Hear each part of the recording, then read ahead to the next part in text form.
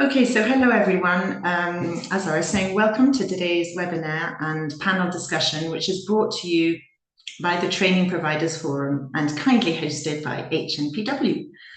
So it's an absolute pleasure to welcome you all here today to this discussion space where we will be looking at the state of learning and development in the non-profit sector with some insights from a survey that we ran recently. And we're here together with a very special group of experts on our experts panel. And of course, yourselves. And we had a great, we were really delighted with the amount of interest, the number of people who registered with us today. And we can see a lot of you joining the session. So a very, very warm welcome to you all. We had over, I think, 200 people registering, and we haven't quite got up to that number of people attending yet, but we hope a lot of you will be joining us from a number of different countries. So thank you so much for taking the time to be with us today. Now, what we can do is, to start off with, I would like you to introduce yourselves in the chat. So you can share your name and where you're joining us from today. And you can do that now. If you can all do that now, that would be great. Here we go. Hi, Greg from Bulgaria. Nice to see you. Suzanne from Lebanon, welcome. Nisa from Turkey, Peggy from Indonesia, Julia in Geneva. That's great. You've got so many people from lots and lots of different places. That's great. Welcome to you all. So you can carry on doing that while I carry on, and I will now, next slide, please. So as you carry on introducing yourself in the chat, you can share your name and where you're joining us from today in the chat. I'll just quickly run through today's session plan. So what we've got on the agenda today is we're starting off well with this session of welcome and introductions and a little bit of housekeeping. And then we'll also be asking you some questions yourself. So we'll have a quick poll. We'll be able to hear your point of view. So that we hope this will be as an interactive and a participatory session as possible. So we strongly encourage you to share your thoughts and your reflections in the chat and you'll answer your questions for our panel of experts in the Q&A. Later, then we'll be moving on and sharing with you some insights that have come out of our recent survey, and this will be a short presentation led by my colleagues Rebecca, Victoria and Esther. And then the bulk of the session will be focusing on our panel discussion with our experts. Then we will also be opening up to some questions and answers from yourselves. So as I said, please don't hesitate. The Q&A is open now, and you can ask your questions throughout the session. So to get to those questions, what you have to do is you have to go down into the Zoom toolbar at the bottom of your panel normally, and there should be a little, it'll either say Q&A or there'll be a little question mark, and you click on that. And that should bring up a pop-up, and you can write your question in there and submit it. And that way we can start collecting those as the webinar progresses. So don't hesitate to ask your questions there. Okay, next slide. This webinar is being recorded, and the link will be shared with you by email as part of a package of session resources that we will be sharing with you afterwards. Do use the chat, as I said, to share your thoughts. Whatever comes out of, whatever comes out of the discussions, please pop them in the chat. And questions for the panel, as I just said, please use the Q&A feature at the bottom of the screen. And yes, we will be sharing, we have a series of handouts that we have prepared from this session. There'll be the PowerPoint presentation, and we'll describe those a little bit later on in the session for you. Next slide. So who is the Training Providers Forum? What a good question. So we are an informal group of 7 organizations, And we are all specializing in learning and development for the international aid sector, the non-profit sector. We are a growing group. We are delighted to currently be welcoming a couple of new organizations into our midst. And what we do is we meet remotely 3 or 4 times a year, where we sort of share insights on training trends, on learning needs and professional development. And we also organize an online event once a year. And so the objective of our group is really to sort of collectively to try and enhance the quality of training, to respond to needs, to coordinate our efforts and identify opportunities for collaboration. So that is the TPF. And next slide. And so joining me from the TPF today, my name is Anna Lear, and I am training coordinator for Groupe URD based in France. And I am joined by Rebecca Gentry-Thompson, who is senior project manager for Humanitarian. Esther Grieder, who is Director of Membership Engagement for NetHope, and Victoria Webb, who is L&D Manager for Redar UK. Next slide. And today, we are really delighted to be joined by our panel of speakers. We feel very fortunate that they are able to be here with us today, that they were interested in the subjects, and that they are going to be able to share so many of their reflections from their own perspectives. And I will now hand over to them so they can introduce themselves. So maybe Zeynep, can I start with you? Sure. Thank you, Anna. Thank you. And thank you to the Training Providers Forum for organizing this timely discussion. And hello, everyone. Thank you for your time. Thank you for being here with us. My name is Zeynep Sanduvac. I am based in Istanbul, Turkey. I have more than 20 years of experience as an independent international consultant, supporting national and international emergency and risk reduction initiatives, strengthening preparedness, continuity, community protection.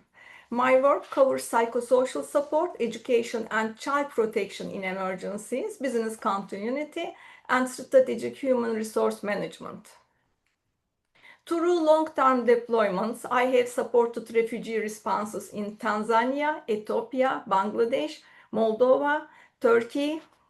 I can stop here, contributing to programs that prioritize protection, learning, well-being, and effective coordination. I am Turkey focal point for SIFIR and CHS, and internationally certified SIFIR trainer and CHS Approved trainer. I am also board member Nirengi, a national NGO in Turkey, and GNDR Europe focal point.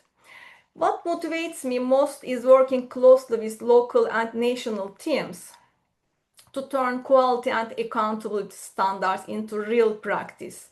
Through this work, I engage closely with NGOs and capacity development, learning systems, and the practical reality of building skills with limited time and resources. Because of this, learning and development is a topic I care about deeply. Right now, L&D in our sector is under real pressure. With funding cuts and heavier workloads, many organizations must focus on immediate program delivery, and learning budgets are often reduced. But at the same time, I also see something positive. Organizations are becoming more creative and more strategic about learning. Instead of large training events, we are seeing more learning inside the workflow, short practical sessions, peer learning, communities of practice, mentoring, and the smart use of digital tools. We will talk about it soon. For many national and smaller NGOs, including organizations like Nirengi, my organization, this shift can be challenging, but it also leads to more sustainable learning approaches, which are closely connected to daily work in real operational needs. So, I am looking forward to sharing knowledge and experience on L&D and learning from everyone's perspective in today's session. Thank you, and over to you, Anna. Thank you so much, Zainab, for sharing that. Can I maybe hand straight over to Janet? Yes, thank you, Anna, and thank you to the panelists and everybody who's managed to join, morning, afternoon, wherever you're joining from. So my name is Janet Nyaoro. I'm a learning and development leader. Currently, I'm based in Nairobi, Kenya. Previously, I worked with the Humanitarian Leadership Academy. That's part of Save the Children. And then I also worked with Care International. And in all these places, it was about just creating a learning culture, building ecosystem and scalable learning solutions, especially with the reduced funding. But I have 19 years experience in the nonprofit sector. So I feel like a dinosaur.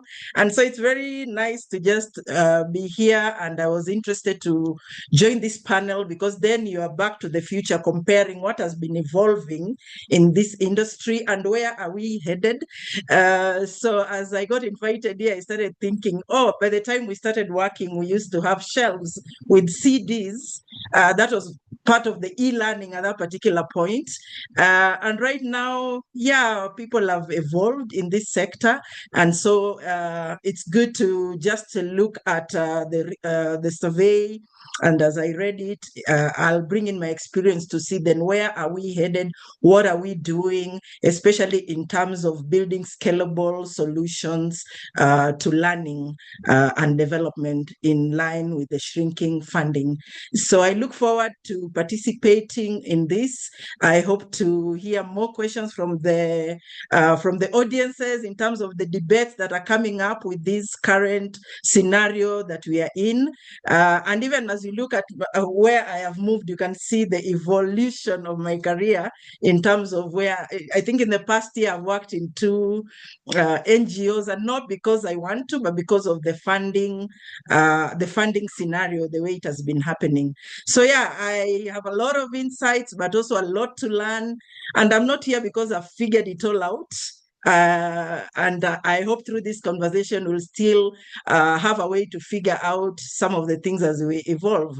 So as I share my insights, I also look forward to learning from the other panelists and learning from all the participants. Thank you. Thank you so much, Janet.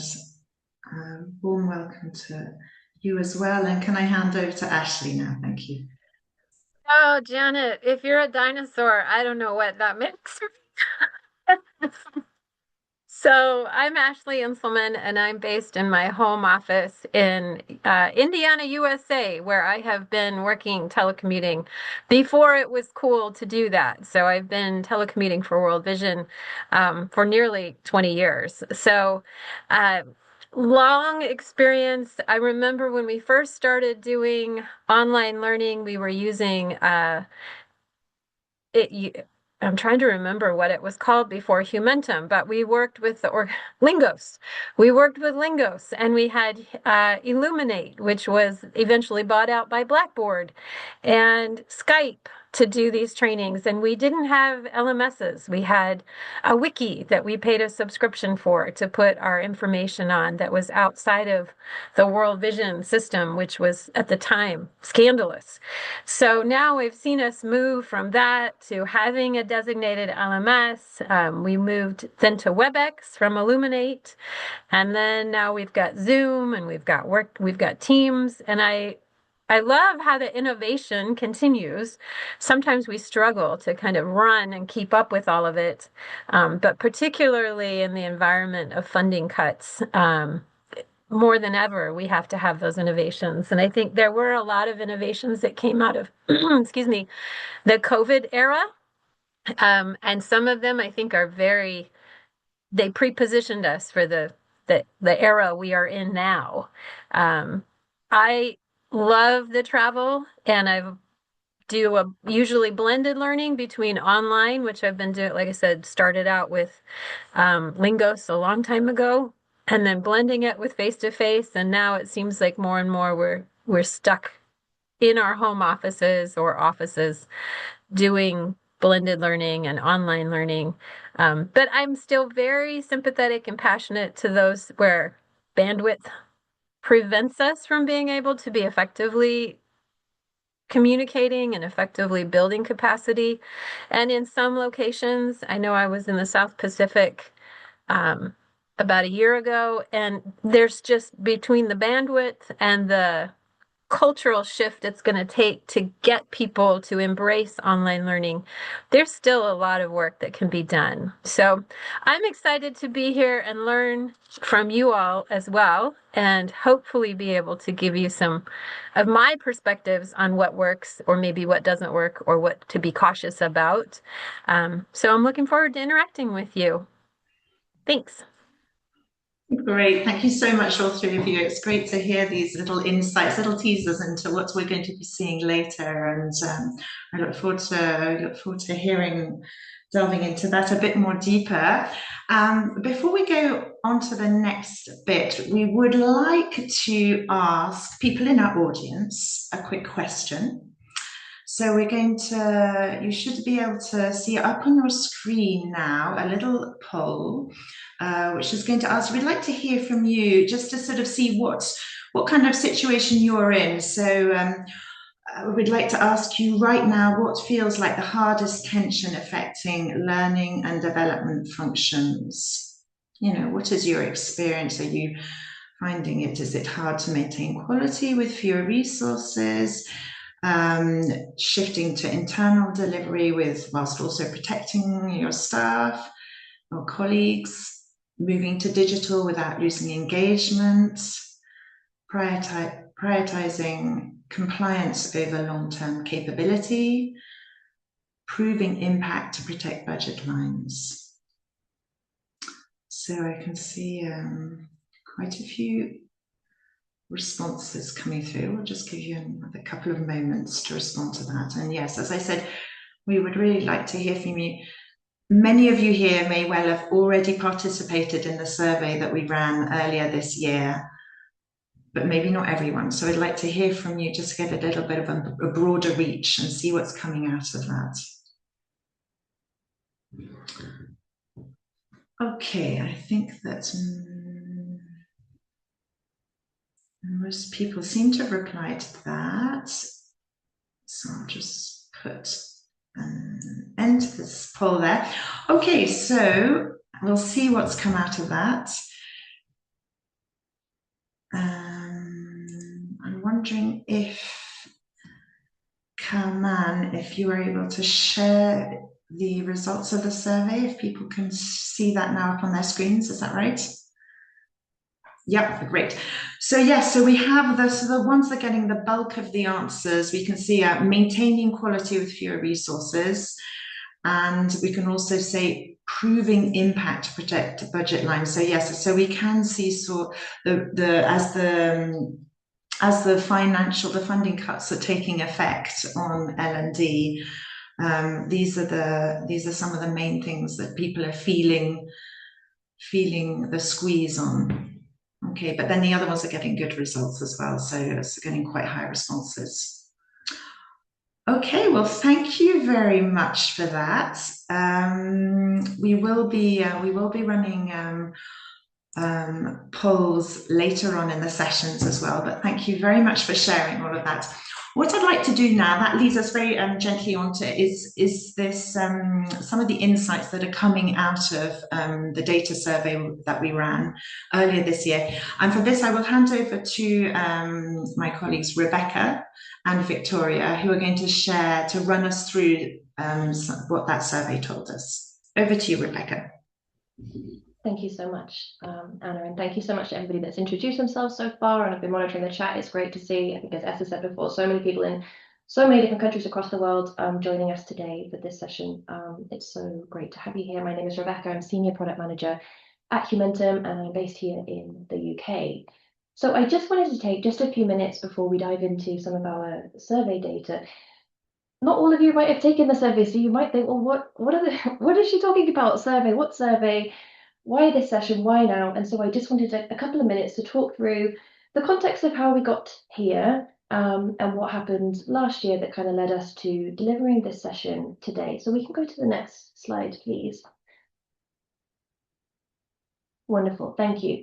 Okay, so the start of last year, January, we were all very excited for what was to come ahead in the year, but kind of by February, March, things had taken a bit of a turn, and many organizations in the sector were now facing quite impactful funding freezes, reductions. Some organizations felt this in a small way, some organizations felt this in a really massive way. We recognized that organizations were starting to navigate learning and development and other areas of their organization with significant resource pressure. And as always, but it felt even more so, L&D teams were continuing to do more with less. And buzz, how was L&D adapting? Were people having that conversation? Was it at the top of people's minds in their organization? I'm not quite sure. However, if we go to the next slide, please, come on, thank you. The Training Providers Forum, we meet quarterly, and I'm not entirely sure when it was. I think I put mid-2025. I've forgotten when it was. It was a bit of a blur in the middle of last year. We got together and we've started to now, as many organisations in the sector are, we've started to navigate and experience the challenges across the sector with these funding freezes. And so we came together and this is what we were talking about. We were sharing our experiences. We were sharing our insights, our challenges, what questions we had. Usually around the middle of the year, this is when we start to think about what topic shall we present at the HNPW session next year, which is where we are today. But we weren't doing that. We didn't have the time for that because we had so much to say about the challenges and the experiences that we were having. And actually, we left a little bit late probably towards the end of last year because we were having so much of that discussion. And when we sat down together later in the year and said, well, what should our topic be for this HNPW? It was really evident because if we're taking up so much of our time having these discussions, these questions, surely lots of other organisations across the sector are feeling the same or are sharing these thoughts about what's happening to L&D right now. What's everybody else doing? How are they managing it? With less people, with less budgets? We don't know. Was that the case for organisations? We didn't know. So it became quite an easy choice for us to think, okay, this is what we would like to move forward with. We want to find out what is happening in the sector right now when it comes to learning and development. And so that was it. That's how we came about this decision for this topic in today's session. We could have just left it as great big open session question today with people voicing all of their thoughts, their challenges, their experiences. That's a lot, and we wouldn't be able to necessarily present back the insights from today's session if we solely did that. So we decided that before we did that, we would like to gather some data from the sector in order to be able to share that with you today so that we can share with you some trends, some things that lots of organisations, not just us 7 or 8 as we now are, were feeling. So we decided to go and do a couple of things to gather some data, and we can go to the next slide, please. Wonderful. Thank you so much, Carmen.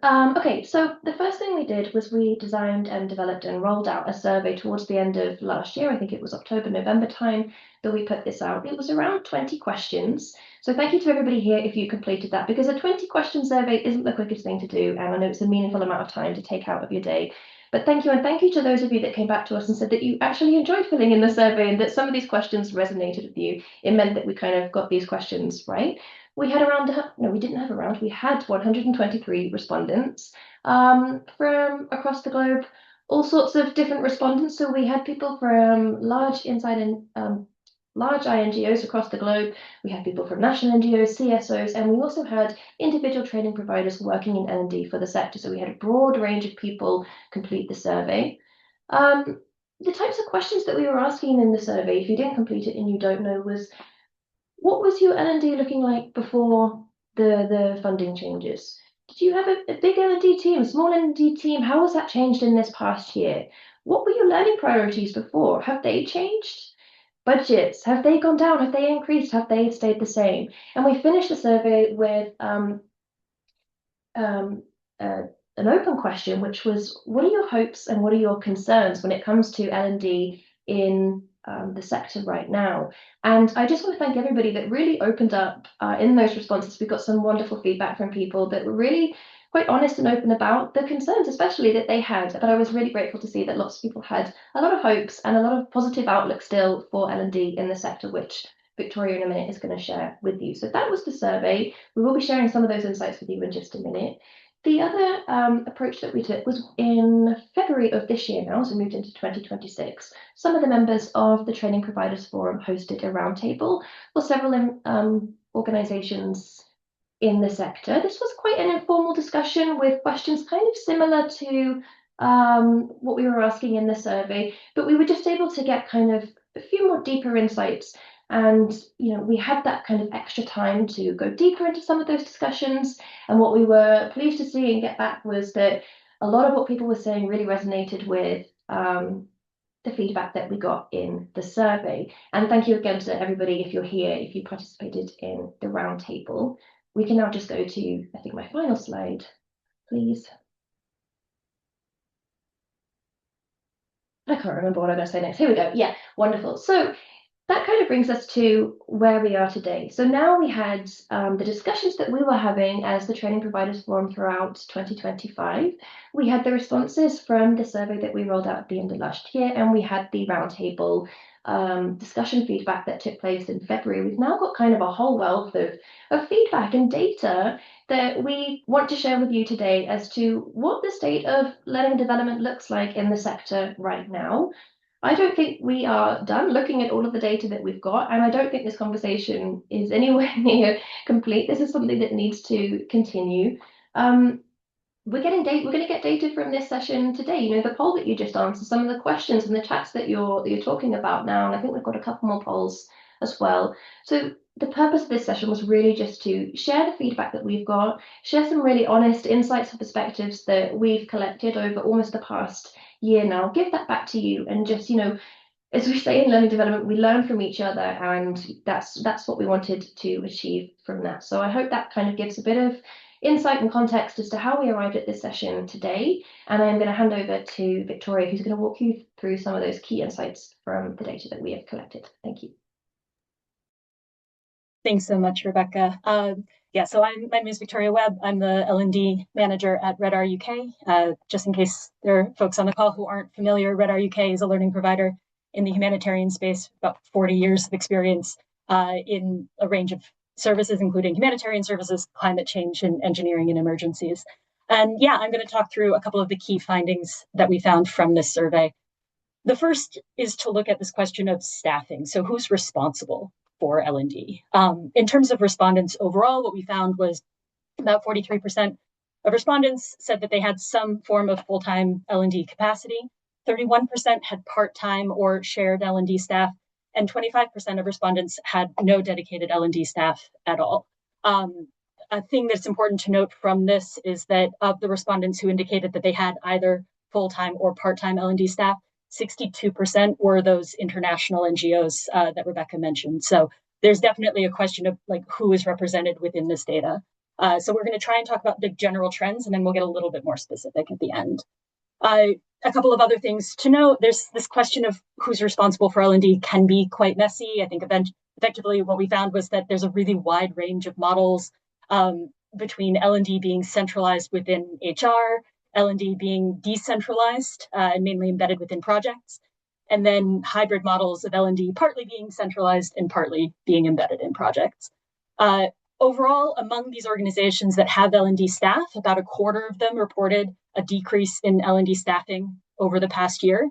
And this is particularly interesting to note because, as I'll come to in a moment, there's a common trend as well of, as we've said, trying to do more with less, which means that a lot of organizations are handling the past year and all of these cuts by trying to do more learning internally while seeing staffs reduced at the same time, which can create pain points and risks of burnout long term.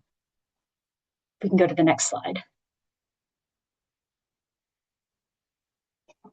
Another one of the key findings we found was basically a confirmation of what we'd already expected. That's budgets for learning and development have been reduced or frozen. What we're seeing is As you can see on the screen, 48% of respondents reported a decrease in learning and development budgets, and 17% more reported just freezing them. Immediate cuts focused on things like engaging with external training providers, travel for in-person training events, and budgets for individual non-mandatory learning, think things like professional development. But in spite of these cuts, I think one of the biggest things that we learned from this survey is that learning hasn't stopped. So on the whole, this survey shows that learning is continuing, it's just adapting. And we're going to talk through a couple of the main ways that that's happening. One of the key ways is shifts in priority, which we can go to the next slide. So about half of respondents indicated that their organizational learning priorities have changed in the past year. Unsurprisingly, for me at least, the top 3 responses we're looking at in terms of priorities now are digital transformation and AI, leadership and management, and fundraising and financial sustainability. As part of the roundtable discussion, we noted that effectively these priorities appear to reflect the current focus of organizations that are navigating restructures, uncertain financial futures, and hoping to find technological solutions that can allow them to continue their work effectively and efficiently. On that last piece, on digital transformation and AI, Esther from NetHope will actually be doing a deep dive on that in just a moment. So if you are interested in that, don't worry. Also, if this graphic is a little bit small, as Rebecca said, we will be sharing out an insights document at the end that will have all of this so you can kind of zoom in a little bit more closely. So that's in terms of shifting priorities.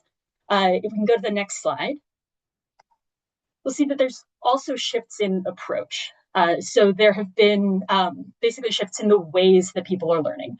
One of the big things that the data shows is that, unfortunately, there is a clear preference gap. So 45% of respondents reported a preference for in-person learning. But where, like, in light of the limited funding available for these events, the trend now is a shift to more self-paced and digital training solutions. As I mentioned before, there's a clear shift toward internal delivery. So 42% of respondents said that they were doing more work in-house. And there's also, as I said, a clear interest in these digital tools and platforms, with 48% of respondents listing that as one of the strategies and new approaches that they're taking in light of these budget cuts. Respondents also noted prioritization of mandatory compliance training at about 28%. And over a quarter, so 26%, also said that they're looking more at partnerships and collaborations. A quote that came out of the survey itself that I thought was really meaningful was one of the respondents said that my concern is that we will be compliance driven by scarcity of funds and donor requirements, as opposed to capacity building for growth and progress toward larger humanitarian and sustainable development goals. And I think one of the things that's the most important to note right now is that that's why these conversations are so important. Like we can control for that. There are shifts that we're making, and I think, as Ashley mentioned, like, we've been through hard things before. We are constantly innovating, and so it's a question of how can we make sure that we are continuing to invest in learning. So the hope is that we can continue that conversation today. The last thing I'll note, and if we can go to the next slide. Oh, I'm so sorry. I jumped over a slide. So as I said, one of the things that I thought was most interesting actually was that a fifth of respondents reported that they had also been partnering specifically to co-deliver or otherwise share costs during the past 12 months. What we're seeing is, as well, and I think this really came out in the roundtable discussion that we had when we were examining this data, is that there's also a rising demand for hyper-localized, contextualized microlearning. And I think I saw there was already a question in the Q&A about how we can make sure that people are gaining access to quality materials. And there's this ongoing question of how can we make sure that we are meeting these specific needs, but also avoiding duplication. If there are already learning platforms and learning resources, how can we make sure that we're adapting those and contextualizing them without rebuilding systems altogether? And then, I'm so sorry, yes, now we can go on to the last slide. So, and this brings me to, as part of the analysis, one of the things we tried to do was group responses into 3 general personas. We have global INGOs in freeze mode, these are large multi-regional organizations, typically with over 1,000 staff, who are often have the dedicated L&D teams, but they may have been trimmed, their budgets may have been cut. We have small or medium organizations, so local and national NGOs, or national and local NGOs, who are wearing many hats. These are small organizations typically operating in one or a few countries, often in low resource settings, often with no dedicated L&D team, and instead seeing learning and development handled as an add-on, either through HR or through programs. And then the third persona in terms of our respondents were independent training providers juggling volatility. So these are learning providers who are working across multiple NGOs, community-based organizations, INGOs, that are often operating in uncertain, like in a context of uncertain demand, and have to adapt their offerings to make sure that they're meeting the needs of these other two personas. So if you're interested in these groups, what we've also done just to preview is when you go to the Insight document, which we will share at the end of this session, we go into a little bit more detail by persona in terms of the challenges that they're facing, ways that they're currently adapting, and potential ideas for how they could better meet their needs. From there, I think we have a poll question, if I'm right. So just to get a little bit of a sense of who's in the room here. The question is, which persona profile do you feel best reflects your current situation or your current organizational reality? So we have persona A, which is the global INGO in freeze mode, persona B, which is the national NGO or CSO wearing many hats, and then persona C, independent training provider. Or are you a mix of these or none of these?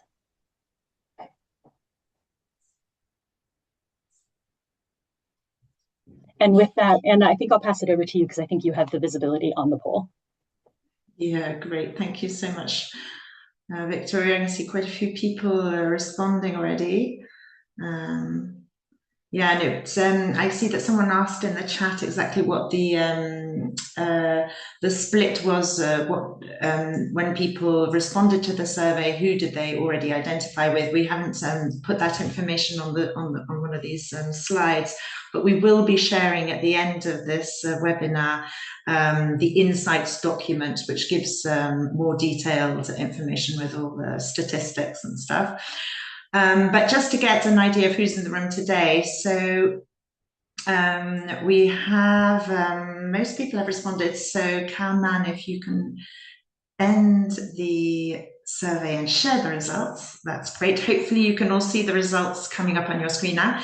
So we can see in the room today, well, we have a really pretty good split. We have a nice representation of global INGOs, national NGOs, local NGOs or CSOs wearing many hats, as we said, independent training providers, and then some people either identify with all of these or none of these. So a really good mix. Thank you for sharing that. Excellent. Thank you, Victoria.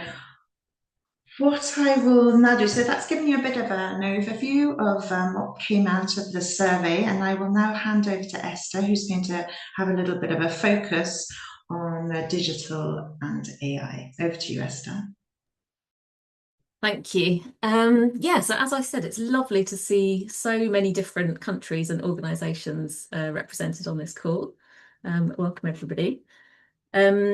And so I'm just going to give a little bit of detail specifically on digital transformation and AI, because as you saw from what Victoria presented, that came up top of the learning priorities that came out of the survey. And over at NetHope, which is where I work, we're all about digital and technology. Our mission is to support nonprofits of all different sizes with their digital and technology needs. So we have lots of insights into what fits under this category of digital transformation and AI. So let me just talk a little bit about that.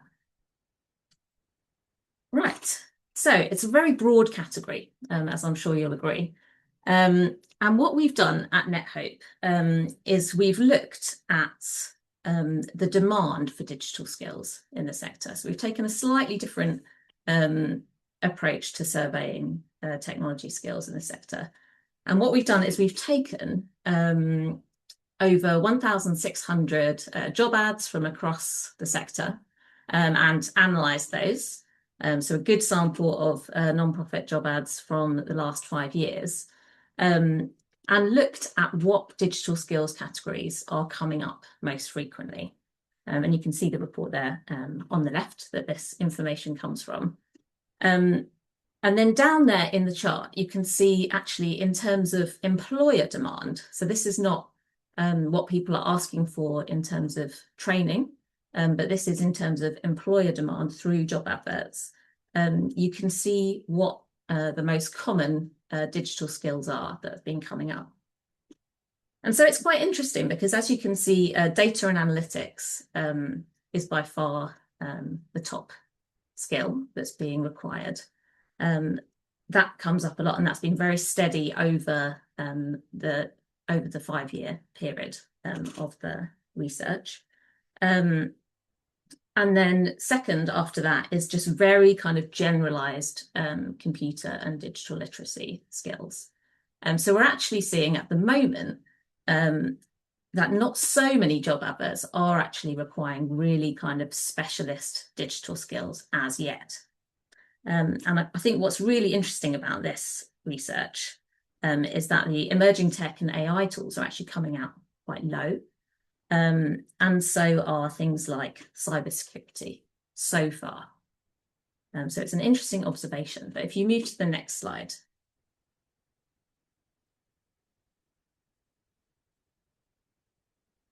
So I think people will find it surprising that AI is not being requested so much by employers as a skill in job adverts, given that that's the big buzzword of the time at the moment.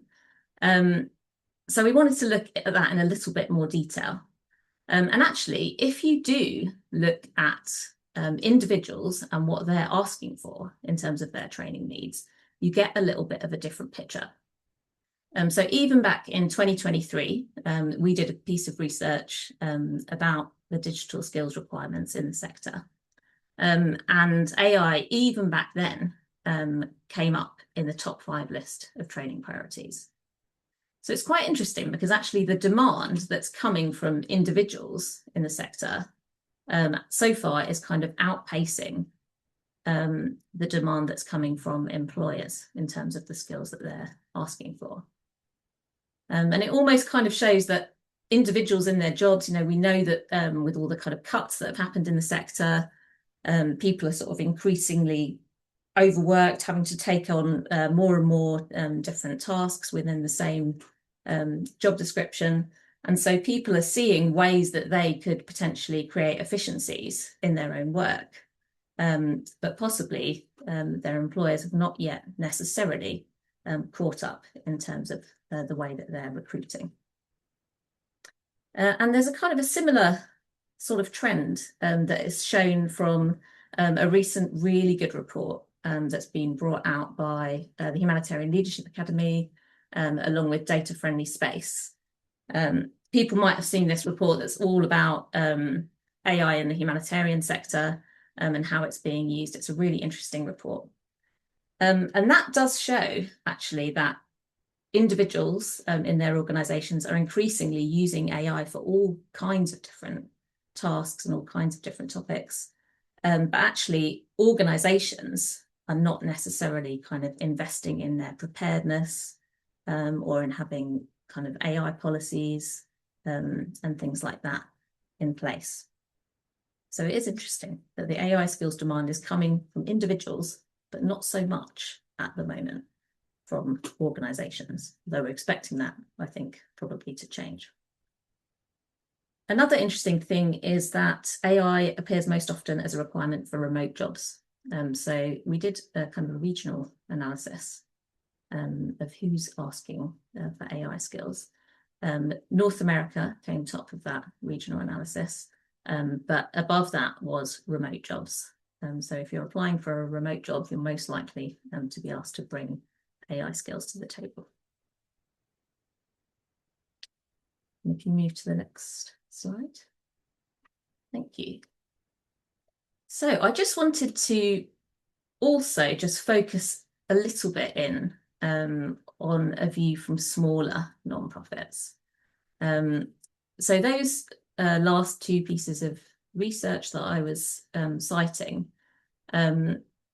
typically probably would have looked more at the kind of INGO, job adverts, for example, and INGO respondents to those surveys. So I wanted to also just talk a little bit about some emerging data that we're getting from smaller nonprofits. So we have a community at NetHope that's called NetHope Connected. It's for national and subnational organisations. They tend to be small organisations with an annual income below sort of $2 million per year, so very small organisations. And as organisations join that community, we ask them to talk about their digital transformation priorities. And so you can see there the types of areas in which smaller organisations are interested in investing in sort of digital tools and digital transformation and upskilling for their staff. And maybe it's unsurprising, but fundraising comes top of that list. That's definitely where people want to invest in their digital skills. And we found also that that's where currently they felt that their digital systems were most underdeveloped. And then second to fundraising comes funding management.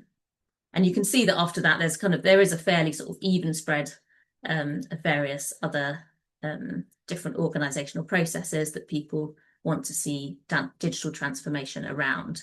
But definitely we always see that kind of leaning towards the kind of fundraising and funding management type topics. And I think that's all from me in terms of a deep dive on digital and AI. So I think I'm handing back to Anna so that we can talk to our panel.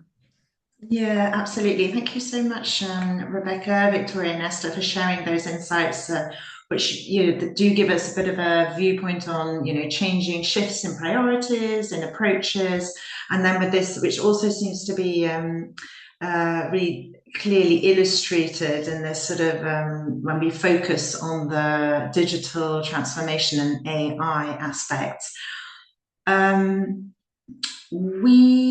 I can see just before I open up the panel session, just to let you know that we've already got lots of questions coming in on the Q&A. If you would like to submit a question to our panel, you can do so at any time. Just click on the little question mark icon at the bottom of your screen and submit your question. I've seen that, Isa, you've been putting a few questions there. We've noted them in the chat, but we will also be taking the ones that are in the Q&A shortly.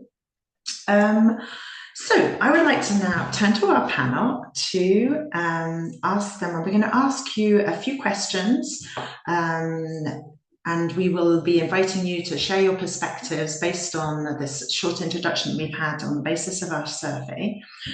And then we will also be opening up the discussion based on the questions that are coming out of the Q&A that the audience is asking. So Zeynep, Janet, and Ashley, thank you very much for being here. And the first question that we have that we would like to ask you is the following. So the survey, as we have seen, suggests that learning and development budgets and staffing are under pressure, that we all know, and organizations tend to prioritize mandatory compliance learning, which can reduce longer-term capacity building.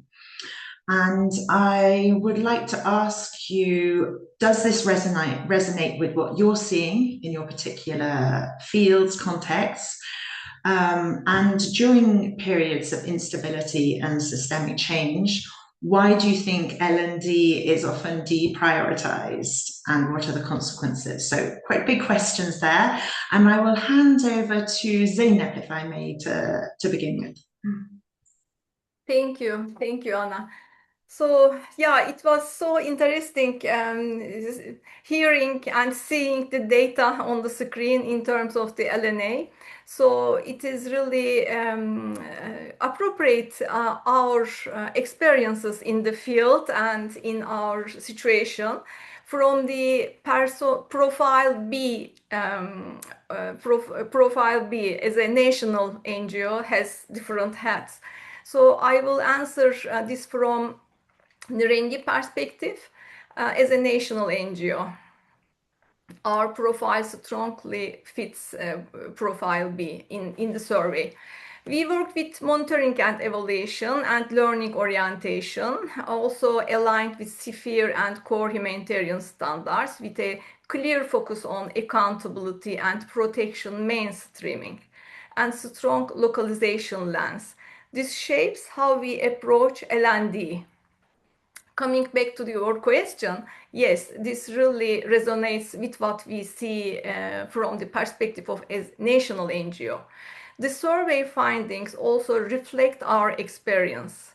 L&D budgets and staffing are under pressure, and many organizations prioritize mandatory or compliance learning first. Yeah. In practice, we see the same trend. When resources are limited, organizations focus first on what is required immediately, such as safeguarding training, reporting standards, or donor compliance. These are essential, but they can reduce the space for longer-term capacity development, such as leadership development or deeper technical learning. From the profile B perspective, national and local NGO wearing many hats, correct, learning often becomes more informal and embedded in daily work. For example, instead of longer external training, organizations often rely on short online courses, peer learning between organizations, or internal knowledge sharing sessions, such as small lunch and learn discussions. So we also do the similar things, and also one of thing we are also applying mentoring and shadowing, where staff learn while working on real practice. So as in Nirengi LNA system, we are learning this, we are using this mentoring and shadowing frequently. So it is really working well.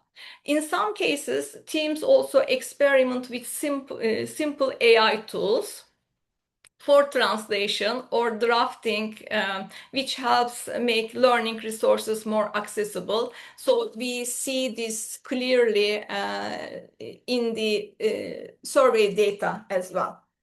In some cases also, during periods of instability of systemic change, L&D often deprioritize because the teams are under pressure to focus on immediate program delivery and reporting. The risk is that organizations may meet short-term requirements, but their ability to adapt and learn over time. But before ending, I would end on a positive note. Learning doesn't stop. It changes its form, right?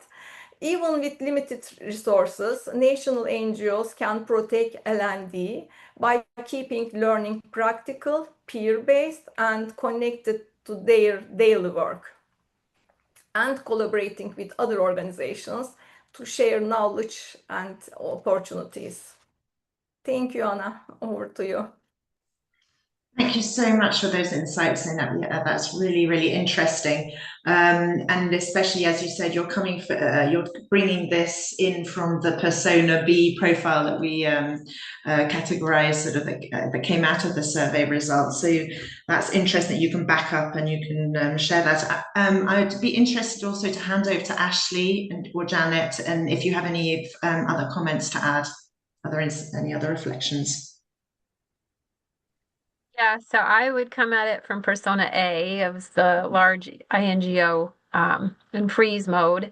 So I don't know in our organization that we're prioritizing compliance learning any more than those in our organization, it's been around long enough that the compliance is just sort of something you do, just like you fill out any other form. I don't see us prioritizing compliance above other training. But I do see that L&D is often deprioritized, the second point of that question. So I think there's a lack of realization that because of the churn in the industry, there's never a point where you can settle yourself and say, okay, we've reached the point where everybody's capacity has been built. Yay for us. It's never going to be that way. And so I think people fail to realize when looking at the metric, their continual question of, well, why don't we have good enough meal? Why can't we report? Well, because there's a revolving door, and funding is a huge reason for that. But also people like to, they're pursuing their career interests. And so I think until we recognize that, we're always going to struggle with, well, haven't you done enough yet? When have we done enough? Because of that revolving door. So stop there. Thank you, Ashley. Janet? Yes, thank you. I think they've brought in a lot of points there. So even as we look at the impact of that reduction, it doesn't only affect L&D, it affects all the other units within the organization. So from the persona A, because I'm looking at it from that persona A of the INGO, but at the same time from the training provider's perspective, when this is when there is a funding cut, L&D is affected because it's probably one of the first thing to go off. And I noticed when we were about to set up very good infrastructure in one of the organizations, INGO, and because they had to quickly decide, then that infrastructure that could have created some scalable ways of learning was quickly discarded. And so one of the repercussions is that learning resorted to individual effort. And at individual effort, people have very different ambitions. They could have pathways that don't align with the organization. So people learn based on what do I want to become as an individual, not what do I want to learn so that I can progress the strategy of the organization. So without the L&D, then that becomes some of the things that is noticeable. And another thing in terms of the cuts is that the other units, people are so busy, they don't have much time to learn. They are so engraved with doing their duties. They are so stressed and pressured to perform because they are fewer. So you realize now the L&D and just the reflection moment, the learning moment also gets reduced based on the fewer number of people. So it's not only affecting L&D, it affects the entire unit. So the few L&D people who remain there is how then do we create opportunities for people to now create space to learn. And I think that's where also AI is coming in, because it means people are able to do a little bit more using less manpower. Using AI, you can do a little bit more for less. So yeah, it's just a sort of a twisted cycle there, not only affecting L&D, but everything else. So yeah, I think the repercussion is the fact that, yeah, people don't have a lot of time for learning. Rather, they focus on other performances and then that individual pathway, rather than looking at it collectively, what can the organization learn?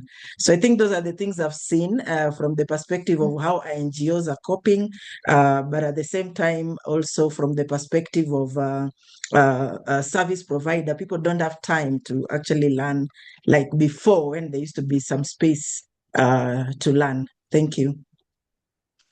Yeah, no, that's really interesting. There's a really interesting points, all three of you. And we can really see this, that, the funding cuts aren't just affecting L&D, but that does have repercussions on everyone's availability and headspace, just to focus on learning.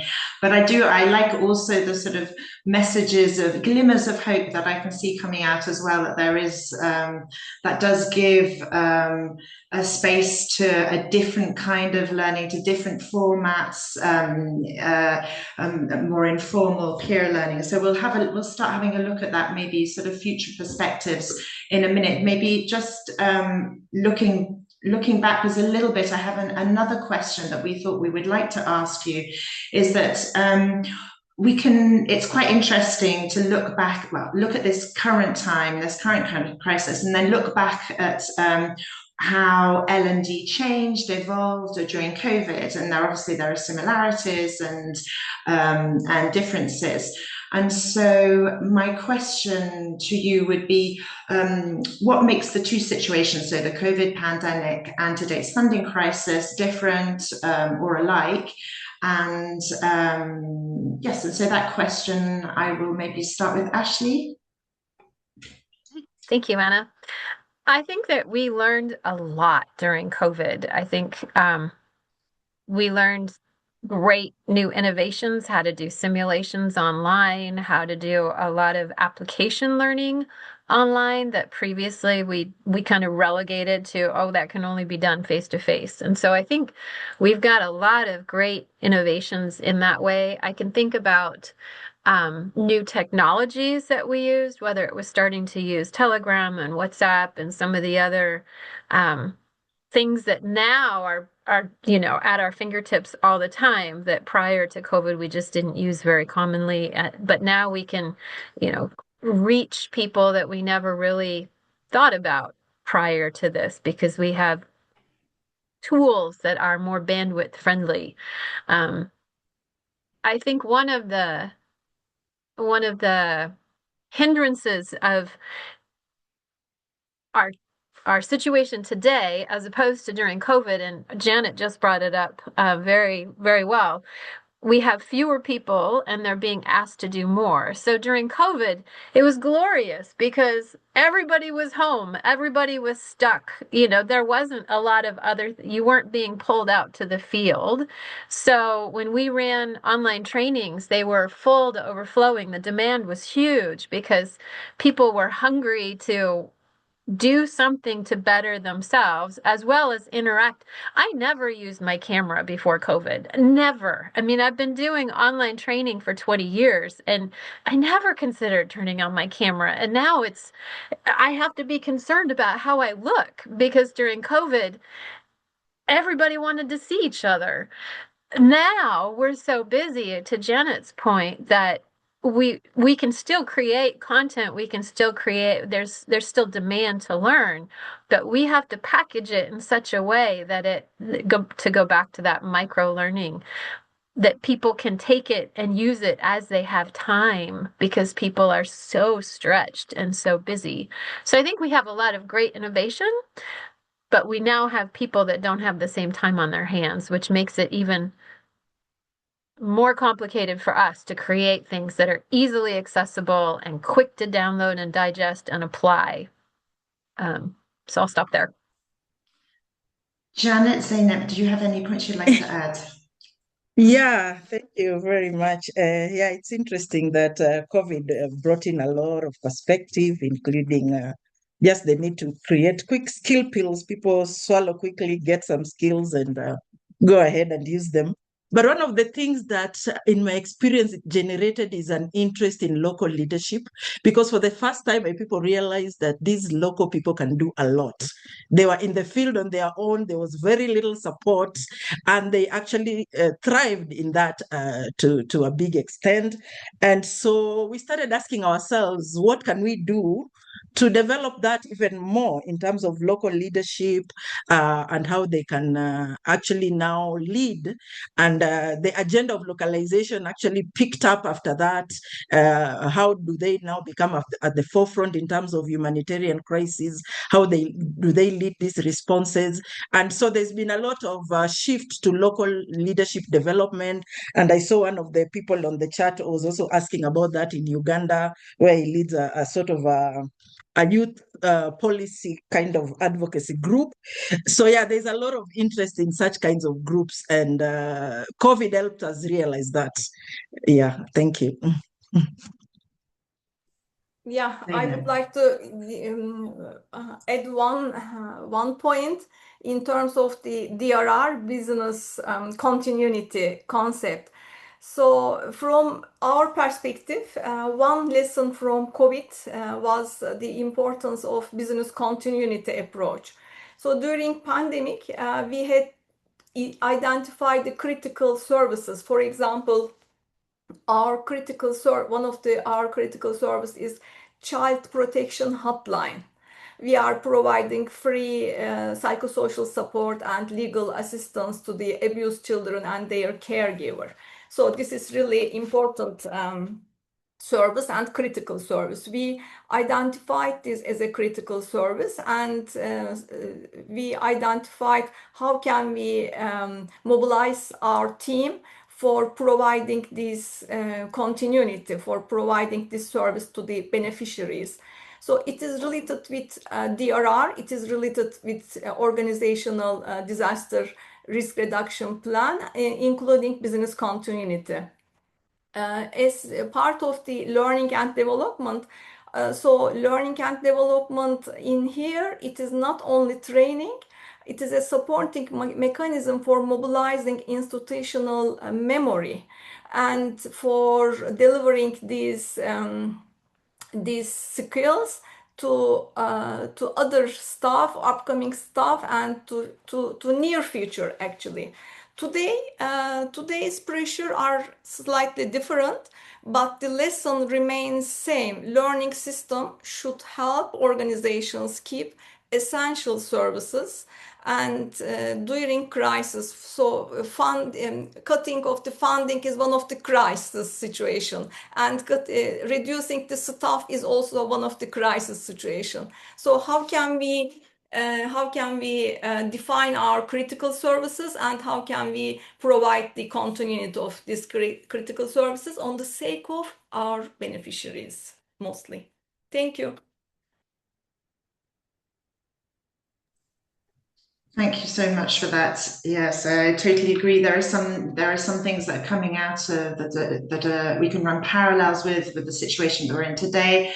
And there are some organizations which will be doing exactly what you described, Zeynep, defining business continuity plan, critical services. And the local leadership angle as well. Yes, that's definitely something that there was a bit of an optimism that the COVID situation would enhance that. And I'm wondering, we're all asking ourselves questions, what the current situation, whether that's going to, what impact that is going to have. One question I'd like to ask you now is, and this is something that Janet has mentioned briefly already, is so one of the adaptations that we were seeing is that organizations are having to do more with less, and that's not just our learning and development, it's all departments, all branches. So if today we're focusing on learning and development,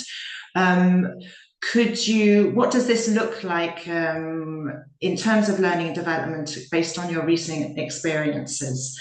And maybe, Janet, I can ask you to start off with this question. Yeah, and this has also generated lots of questions from the chat. I think Issa Diara just was asking, how do we remain effective when funding is actually reducing, and how do we do more with less, which was also the essence of this research. One of the things that now is happening, because we realize we have the different personas, how do we bring them together? So one of the things that from my experience has been working, and people are still trying to do it, is creating a centralized design but having kind of federated delivery. So this means that, like, creating a global center of excellence, but then there's regional adaptation, so that to avoid people just running their own trainings without having a center of excellence. So by center of excellence, it means that there is a particular platform or center, if it's an NGO, that creates standards of excellence, and then now other people can pick and actually follow that. The private sector also uses it quite a lot in terms of saving costs, so that it's easy to now know where to go and pick a particular end-to-end program, and you are able now to adapt it to your own situation. So top NGOs actually have this center of excellence through the global program, but then allowing very contextualized and local adaptation to this. So that's one of the ways that we are using to actually save costs. The other thing is just about, instead of creating single standalone courses, coming up with sort of academies, which are almost coming up, and I think we'll talk about that as we're looking ahead. We are seeing people are now building more academies. We are with HLA, we have the Kaya, which is for humanitarian. We have the disaster ready. And right now, as on the provider's request, I also see quite a few requests coming up because people want to build academy that are very specialized to specific pathways and to specific learning. The most recent is people want to create an academy so that we can learn about refugee policies and durable solutions that can affect immigrations as people are displaced during crisis. So more of these academies are coming up, and very specialized pathways so that people can follow those. And of course, that brings us to the aspect of technology, which I think we've already talked about as a way to just create platforms where people can learn. Technology is there, but from where I'm sitting, like I'm in Kenya, I know there are still unreachable areas with technology. And like yesterday, I just got a request in my inbox to develop a book. Like there is a book that is being developed. So there is still those kinds of old school methods that are still working very well, especially in the local and rural areas where technology is not available. But at the same time, we can see the power of technology and LMSs and learning analytics that are very instant. So various models that scale up training are actually now in use. I think the TOT model is already very widely used. But one of the critical things, again, which was in the survey, is where does HLS sit? How is it governed? For many people, I see we have my co-panelist here as a humanitarian training person. But more or less right now, they are being cramped into human resources. And this is important because then learning is not isolated. It's linked to performance management. It's linked to succession planning. It's linked to promotion. It's linked to workforce planning. So we are not looking at L&D as an isolated system, but to create it as an ecosystem that is linked to talents. And so for us as L&D people, we also have to be very agile. And I'm so agile, even these days, I'm also describing myself as a talent expert, because you have to now link L&D to recruitment, to succession, to promotion, and all those things that the organization require. So maybe let me just summarize and say, yeah, we have to look at the architecture of the L&D. How is it framed, especially at the global level, and how is it adaptable? How does the digital ecosystem looks like? How does the governance structure look like? So these are all the things we can look at. And how do we integrate talent? So these are the things we can look at. And many national NGOs, the Save the Children Care International Rescue Committee, they've already started adapting some of these concepts so that they can use little money, but they scale up the operations to reach more and more people with less and less money. So this is also on our part as L&D people.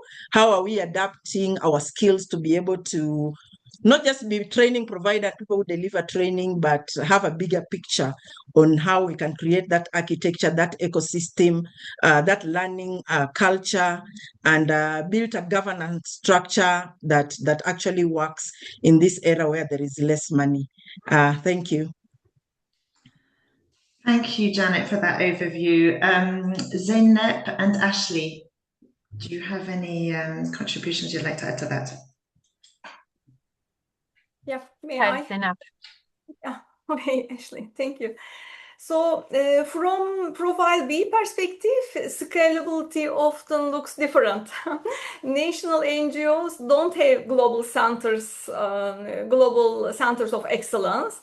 Instead, what we are doing, we are focusing on internal knowledge sharing and peer learning. For instance, as Nirengi, we translate global standards like CFIR, CHS, PSA, Rapid Handbook, something. And we are trying to put them into practical and localized guidance and short learning sessions and mentoring during our mentoring and shadowing approach. We are using that. And then we are using these in terms of a part of our programs on the ground. In times of hyper prioritization, we make the case for L&D by linking to our daily work. So, which means in practice, if learning helps staff and organization volunteer as well, the human resource actually, do their job better and stay safe, follow safeguarding rules and improve reporting and so on. It is not will cause extra cost. So it support quality service that people we serving them, so they will get better service from us in terms of this approach. Thank you. Thank you very much. And Ashley? Yeah, can I just add quickly? So I've been trying to follow the chat as well, and I want to highlight that someone has brought up, I can't remember if it's Mohammed or Karina, who we've been sort of chatting back and forth. There is a need, as we think about scaling up L&D, there's still that need to do the gap analysis, the assessment. I mean, we can create, as L&D professionals, I can create whatever I want to create, but unless we do the gap analysis to understand what's needed, that's not going to generate demand. I have an economics background, so you can have lots of supply and no demand. So I think one of the things we're doing at World Vision with so putting on the persona A, we are a large organization, but we're really going back to the basics. Now that we have all these funding cuts, we can't have 5 different health and nutrition specialists in one office anymore that all specialize in different aspects of health and nutrition. We have to really come down and define what are the competencies that we need of either our staff or our partners, thinking about how we work with partners. And then from that, how do we create some kind of assessment to determine if we have that competency or not, and then how do we create micro learnings, or are there already things out there that exist? So I am all about using all the other Sphere online learning, CALP, the CP Alliance, I don't want to reinvent anything, but I do want to create those micro learnings to plug holes where we have competency gaps and create learning pathways. So that's all from my side. Thank you very much. So we've been looking at some really concrete examples of how, from your different perspectives, persona B, persona A, of how some of these adaptations are taking form, are taking shape. One final question I have for you before we move on to looking at some of the questions from the audience that have been put in the Q&A we're looking at, I'd like us to maybe take a step and sort of think even further out. And so my question is, where do you think we will be in 2027? And what collective action would make the biggest difference?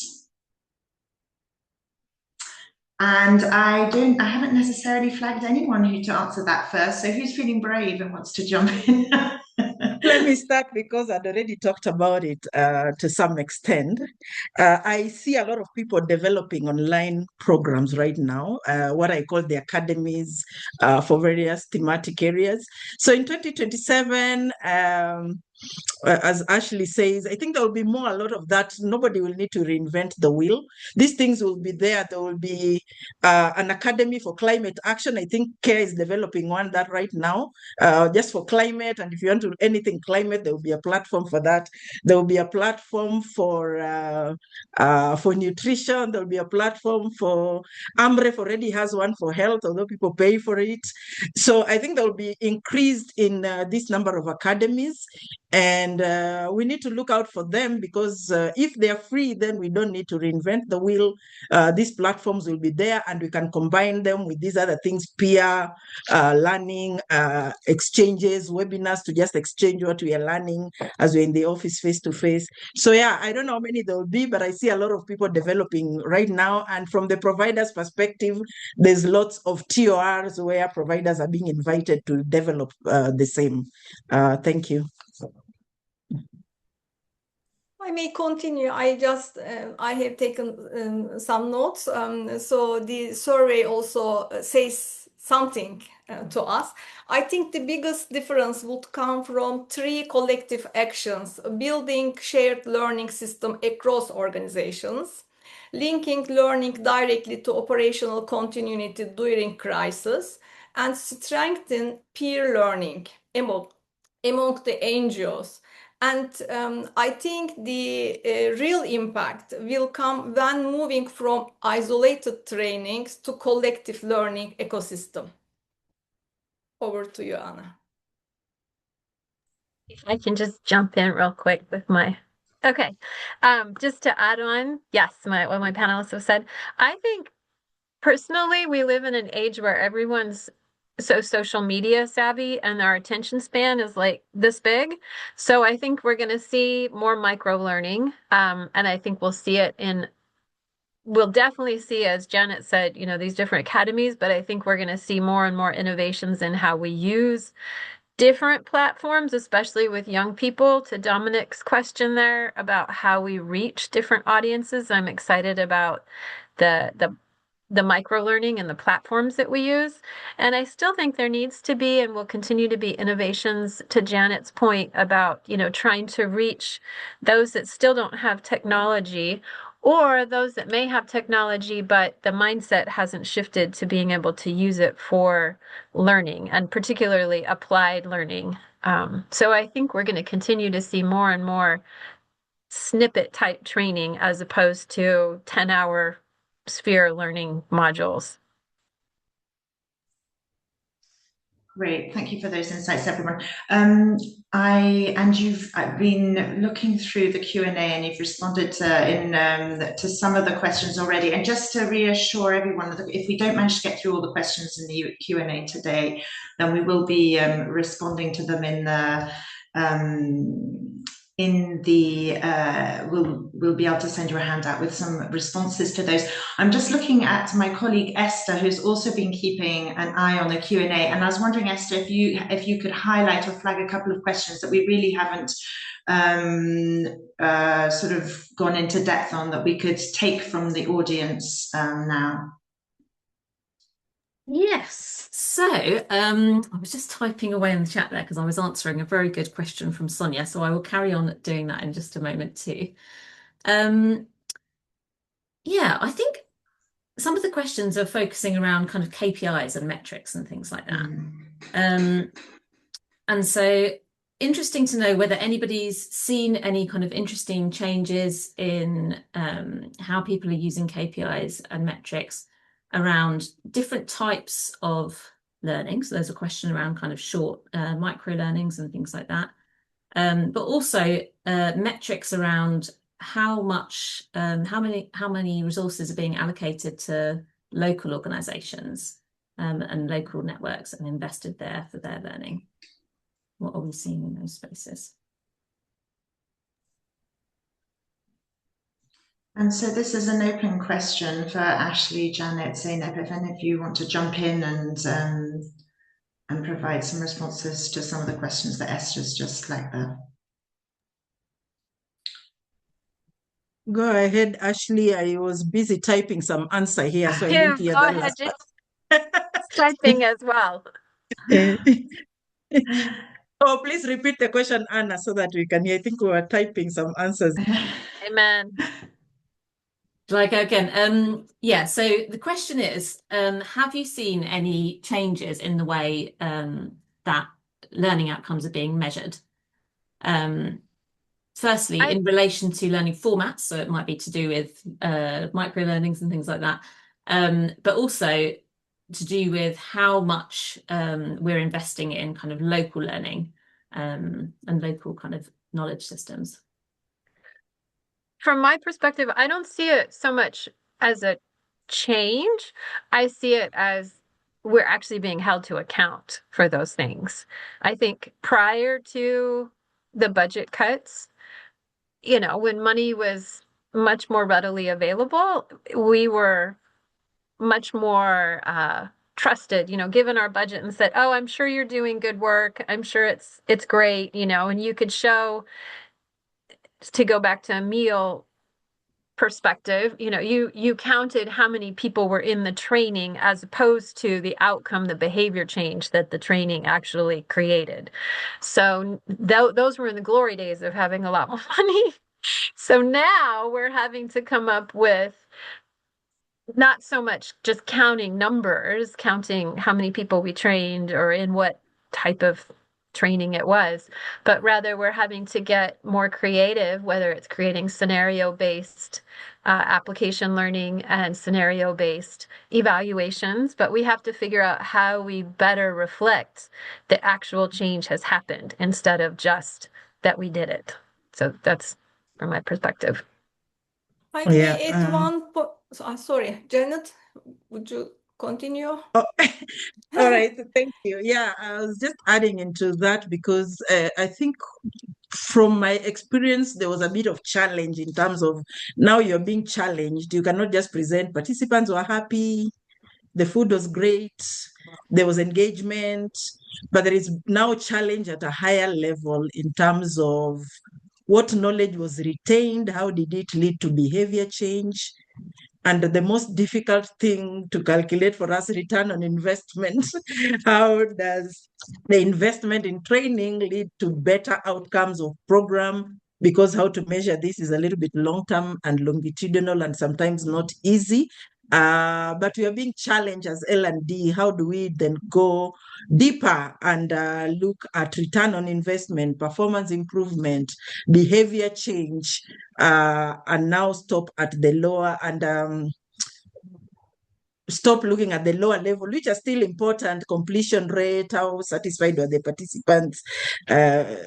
So those metrics are very critical and it's a challenge. And I think there's usually other forums where this is discussed, especially on return on investment, which is a little bit tougher for us in the nonprofit to work on. But I think when we integrate training with what I was talking about with the talent system, then it's possible to kind of look at some of the performance improvements that are coming up as a result of training. And that means also enhancing that collective learning. As I said, sometimes if people go individual learning, then they look at their own performance. Maybe some of them even want to switch career. They're only in a particular career because that's the opportunity they got in this era where jobs are fewer, especially in this side of the world where, I mean, jobs are fewer. There are very many qualified candidates. So this entire linking with HR poses a bit of a challenge to L&D. How do you go beyond the lower level rating and now engage into higher level metrics that requires you to actually follow up your trainees for a while rather than leaving them? And also, I think there has been a lot of discussion. It's not just about training, but engaging other ways of learning, the peer-to-peer learning, the learning exchanges, all these things come together and learning takes place, not just through training. Thank you. Thank you, Janet. Zeynep? Yeah, I would like to highlight one point regarding the defining the learning outcomes at the beginning in terms of the tangible, measurable point, which is important because we are delivering the training and then there isn't any follow-up procedure. So when we deliver the training, especially field-based skills experience, improving the field-based skills, there isn't any measurement system how this training adapted at the ground and how this training helped the frontliners on their responses. So in terms of these learning outcomes needs to be defined clearly, tangible way, and then the follow-up mechanism right after the training for supporting the participants on the ground for their actions. This is one of the point I would like to highlight. Thank you. Thank you so much, Zainab. I'm mindful of the time. We've approaching the end of our session. So I'm going to wrap up here, if that's okay, so that we finish on time. Firstly, I would like to thank everyone for being here, for spending an hour and a half with us to talk about topics which we all love and are passionate about in this difficult time. I'd especially like to thank our speakers for their time, for preparing this session with us and for sharing your inspiring reflections, looking back, but also looking forward, where are we going, highlighting evolutions and trends. Thank you so much.